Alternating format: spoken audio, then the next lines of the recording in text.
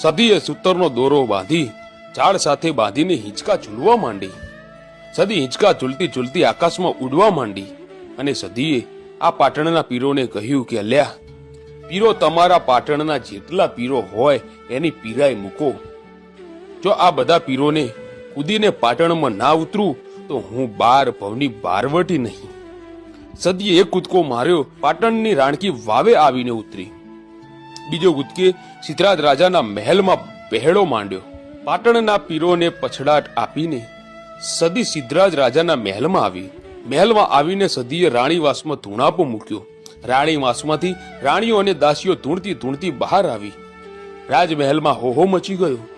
પછી સદીએ કહ્યું કે સિદ્ધરાજ, હું મારી ભેંસો લેવા માટે સિદ્ધની સદી આવી છું.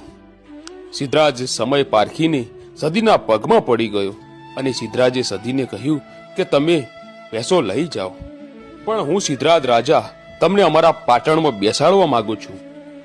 એટલે સદી બોલી કે સિદ્ધરાજ રાજા, હું મારા હમીરને 250 ભેંસો આપીને પાછી પાટણમાં આવું છું. અને સદી ભેંસો લઈને સિંધમાં આવી. સદીએ હમીરને ભેંસો આપી કહ્યું કે હમીર, તારું અને કકુનું મેણું મને વહમું લાગ્યું છે.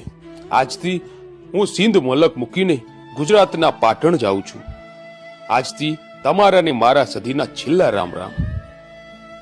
સિંધ મલક મૂકી રિસાઈને પાટણ આવી અને સિદ્ધરાજ રાજાને સપનામાં ઉતરી અને કહ્યું કે રાજા, હું સદી આવી છું. સવારે મને વાગતા ઢોલે પાટણની રાણકી વાવે બેસાડજો. તું મને રાણકી વાવે બેસાડ, પછી હું જગતમાં તારું નામ સોના રૂપાના આંકડે ના પાડી દઉં તો મારું નામ સિંધ મલકની સદી નહીં. જા. સદી માતા પાટણની રાણકી વાવે બેઠા.